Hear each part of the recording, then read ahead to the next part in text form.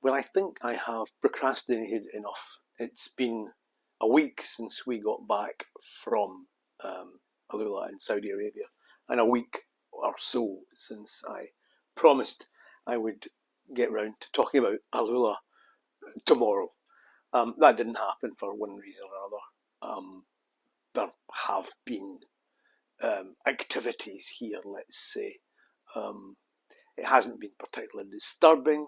We're not, as far as I know at the moment, and as far as we can see, under any threat.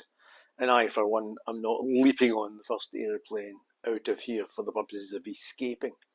I do have to travel again later in the week, and it's a sort of partial personal and partial more Land Rovery things to do.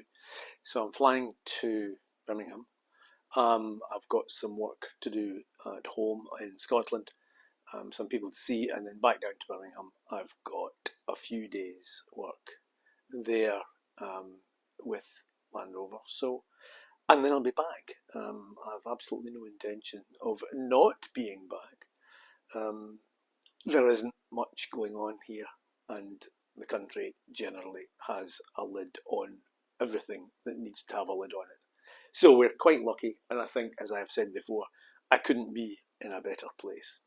So, on to Alula, which, from the snippets of photographs I put out on the last video, and a few more that I'll put out on this one, it has to be said it's one of the most spectacularly interesting places that I have ever been to. Now, Alula is based sort of 300 kilometres, I think 600, about 300 kilometres, 400 kilometres north of Medina. And it sits on what was the old Hijaz Railway, which was the narrow gauge railway. I'll come to that in a minute. But it's also the site of a town called Hegra, which is the first UNESCO World Heritage Site in Saudi Arabia. And it's based on Hegra was the second city after Petra in Jordan, which was the home of an area that was controlled by the Nabateans in the 3rd century BC. Alula is the tourist capital, I suppose, of the region of Hegra, which encompasses that whole northern part of that piece of Saudi Arabia. Hegra is a UNESCO World Heritage Site, and it's absolutely staggering in its interest. It wasn't until a relatively few years ago that those places were actually accessible, because all through the sort of 40s and 50s and 60s, there was a school of thought that said anything pre-Islamic really wasn't to be tampered with and just kept away from everybody.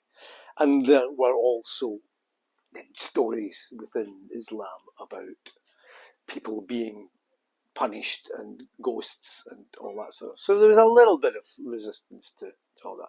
But recently it's been opened up, and as I say, UNESCO World Heritage Site. It's absolutely terrific. There are rock carvings dating back to the Nabateans, who ran basically the spice route from Petra, which was their capital, which is now in Jordan, and then across to the edge of the Mediterranean from there, down through Hegra, which was their second city, all the way down to the south of the peninsula and into the Indian Ocean, which is where the spices would have come in the first place, to travel up and then go into what we now think of as the Levant, and then on into Eastern Europe and through into the western part of Europe. The reason that Hegra was built where it was because of the way in which the ground had shifted much, much, much earlier. And there had been a shift of tectonic plates, so it had left two pieces of ground doing two different things, and it allowed for water management and dams to be built. So it became an obvious point on what was to become the pilgrimage route at a later stage after the establishment of Islam. The Nabateans would have been at their height in about the 3rd century BC and lasted through till maybe about 3 or 4, 5 AD, when they were subsumed by the Romans, as was practically everything else. Prior to that, the Assyrians had reign over that particular area. And inside Alula, you can see rock carvings.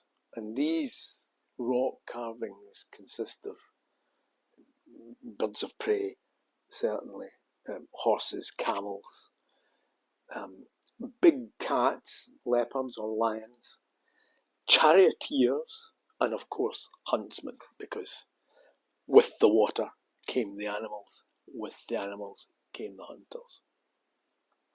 It's hugely well protected now. It's and rightly so, because these sort of things can be easily ruined. It's a sensitive site. A lot of the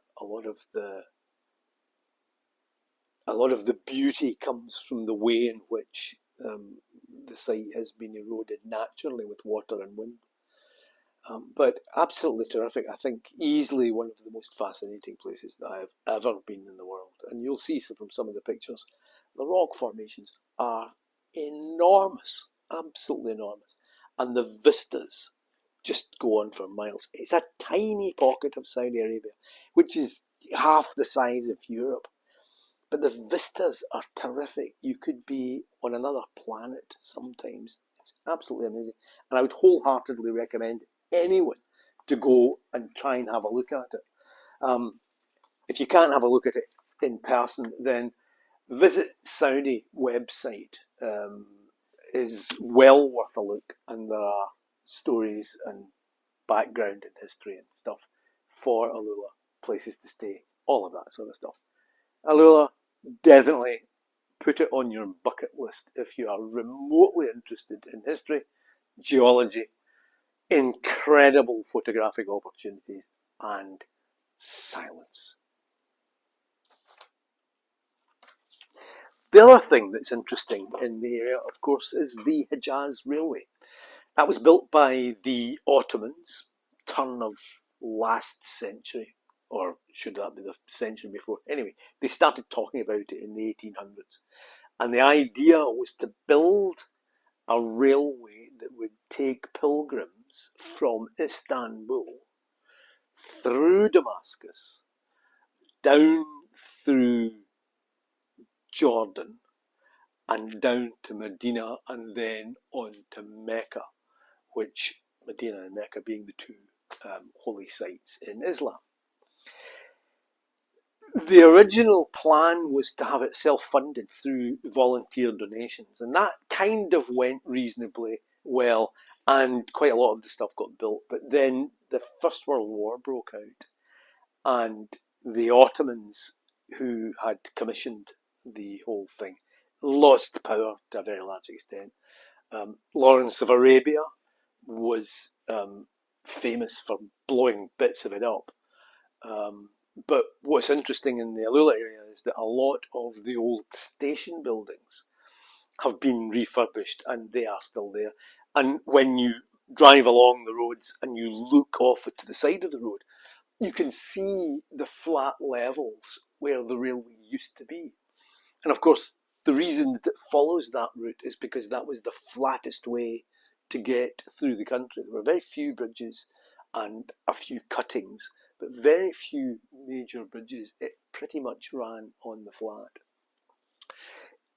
If you went from Damascus, which was where it did work, down to Medina, that was a 5-day journey on the railway. But that 5-day journey was compared to a camel train journey because of the conditions, because of the geography. that was compared to a camel train journey of 40 days. So it took quite a slice out of the travelling time for pilgrims, and that worked very well. But as I say, First World War broke out, Ottomans out the game, British Protectorate into that part of Saudi Arabia for quite a long time until the House of Saud was established in, I think, the 20s. Somebody will correct me if I'm wrong. I'm trying to paraphrase what I've picked up from general sources. I don't have an inside line on any of this. But it's quite fascinating to see and to understand how all of that was going on when we were just beginning to develop the motor car, for example, and this narrow gauge railway was being built. There's still a bit of the narrow gauge railway. I'll show the map, but the railway went from Damascus in Syria down through Amman in Jordan, and then down through various cities in Jordan, some of which I've visited, and then down to Tabuk in Saudi Arabia, and then on down to Alula, and then on down to Medina. So it ran all this way sort of up the peninsula. The idea was that it would continue around to Istanbul, and then we a branch into the Mediterranean, and then another branch would go down into Jeddah. But it made that link down to the route, went all the way down to the bottom of the peninsula there. I'll show this separately. So, all in all, a really interesting trip in a really interesting area that's largely been ignored, simply because it's been difficult to get to. But I thoroughly enjoyed myself, and the photographs, I think, bear witness to that. It's just an absolutely amazing place. An amazing place. Definitely go see it if you get the chance. That's probably going to have to do it with the bits and pieces that I've added in for today. It's getting close to 5 o'clock in the evening. I have calls to make. I have paperwork to do. I have another call to make tonight to the modelling group. I've got stuff to sort out tomorrow and a bag to pack, and then I'm off at very silly o'clock from the house here in Dubai to the airport on Sunday morning, and that'll be a long day because that's a flight a long way round, as it turns out, to Birmingham, and then about a 3.5, 4 hour drive up to the borders to Carlisle for my first night of camping in Scotland. So I might be AWOL for a couple of weeks, but I hope to be able to pick up some bits and pieces of interest and perhaps mash them into some other thing in a week or two. In the meantime, thanks to those who've commented on the videos so far, and a special thanks to people that I don't know who've commented on the videos. It's really nice, and I hope that the sound is a bit better. I've been fiddling with the microphone, but I can't find the book, so it still might not be right. It's tough, this. Right. Thank you very much. Fraser Martin, signing out for maybe a week or 10 days. See you when I get back. Not much to report on the diecast front because other things have rather overtaken it. Travel, as I've just talked about, and the events that are taking place. I haven't really been able to concentrate. I've got several things on the bench. There's a minivan and there's a couple of breakdown trucks and some other stuff. All needs doing. But I haven't really been able to get anything done. So what we're going to be doing this session is a little bit on diorama diaries.